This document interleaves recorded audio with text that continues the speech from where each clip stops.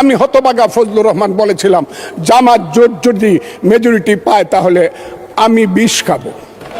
এই আলবদর রাজাকারের বাচ্চারা এখনো কিন্তু ফজলুর রহমানদের মতো মুক্তিযোদ্ধারা জীবিত আছে। এই দেশে মুক্তিযুদ্ধ হয়েছে, মুক্তিযুদ্ধ সত্য, 30 লক্ষ লোক জীবন দিয়েছে, এটাও সত্য।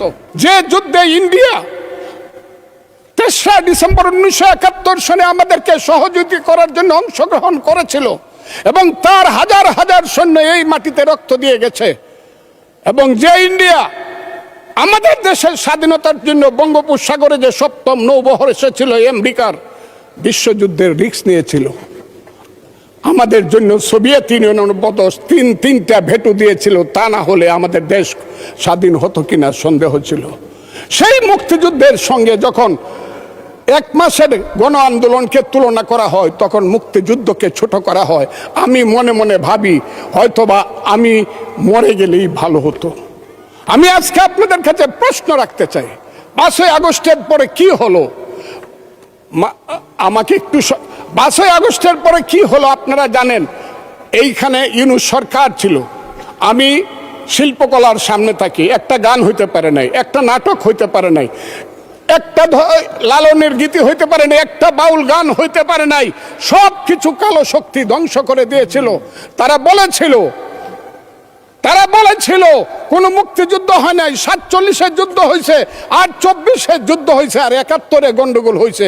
সেই দিন মুক্তিযোদ্ধা হিসাবে আমি বলেছিলাম, আমি বলতে পারবো কিনা কথাটা আপনি, এই আলবদর রাজাকারের বাচ্চারা এখনো কিন্তু ফজলুর রহমানদের মতো মুক্তিযোদ্ধারা জীবিত আছে। এই দেশে মুক্তিযুদ্ধ হয়েছে, মুক্তিযুদ্ধ সত্য, 30 লক্ষ লোক জীবন দিয়েছে, এটাও সত্য। এই যুদ্ধের মধ্য দিয়েই আমরা সেদিন তাদের সঙ্গে যুদ্ধ করেছি। আমার বাড়ির সামনে মব হয়েছে আমাকে হত্যা করার জন্য। সেদিন আমি আজকের পুলিশকে ধন্যবাদ দিব, আজকের মিলিটারিকে ধন্যবাদ দিব। 10 মিনিটের মধ্যে আমার বাড়ির সামনে তারা গিয়ে উপস্থিত হয়েছে আমাকে বাঁচানোর জন্য। অনেক চক্রান্তের মধ্য দিয়ে ইলেকশন হয়েছে, সেই ইলেকশনে তারা কি করেছে, আজকে যারা আমার ডান দিকে বসে আছে তারা কি করেছে? একদিন তো আমরা ভাই ছিলাম নাকি? তারা যা করেছে সেটা কল্পনা করার মতো না। যত চক্রান্ত করেছে, সেই চক্রান্তের ভিতর দিয়ে যখন তারা প্রচার করতে শুরু করলো তারা বাংলায় 2/3 মেজরিটি পেয়ে তারা পাশ করবে, আমি হতভাগা ফজলুর রহমান বলেছিলাম জামাত জোট যদি মেজরিটি পায় তাহলে আমি বিষ খাবো। এই কথাটা আমি বলেছিলাম, আমি বিষ খাবো। হ্যাঁ, কথাটা সত্য, আমি বলে যাচ্ছি।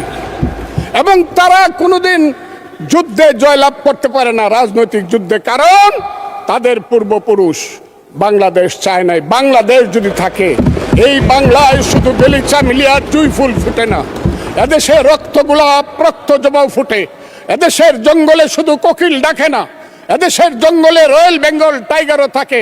যতদিন রয়্যাল বেঙ্গল টাইগার থাকবে মুক্তিযোদ্ধা জিতবে, রাজাকার কোনোদিন এদেশে জয় লাভ করতে পারবে না। আমি চ্যালেঞ্জ করে বলে